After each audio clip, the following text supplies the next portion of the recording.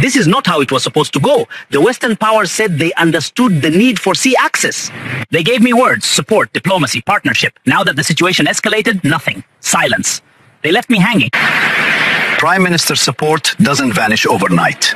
These matters require patience. Patience, my ass. Every neighbor is distancing themselves. Even the US keeps repeating the same line. Peaceful sea access. They won't go beyond that. You knew the Red Sea is the most sensitive geopolitical corridor in the world. Listen, Eritrea reacted exactly as expected. Unified, disciplined, steadfast. Their sovereignty is not something they negotiate away. You pushed the timeline too early. I had no choice. Internal pressure is suffocating. Economy collapsing. Provinces defiant. Elites questioning my authority. I needed a win. A national rallying point. Asseb was the only card left. Eritrea is not intimidated.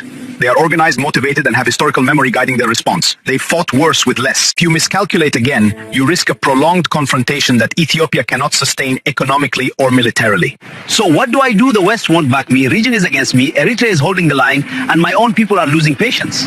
No more inflammatory speeches about returning ports. No more promises you cannot deliver.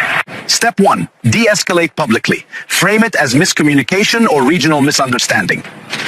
Step 2. Rebuild internal stability. No one supports a leader who is vulnerable at home. Step 3. Align with allies who want influence in the Bab el-Mandeb corridor. Some are not ready to show their hands yet. Eritrea handled this better than anyone expected. They exposed the limits of my leverage and the limits of my allies. Eritrea understands sovereignty at a level few nations do. Do not underestimate them again. Then Asseb becomes a long-term dream again. Dreams require strategy, not impulse. Stay the course quietly. We will advise you, but for now, step back before you step down. Not today, Prime Minister.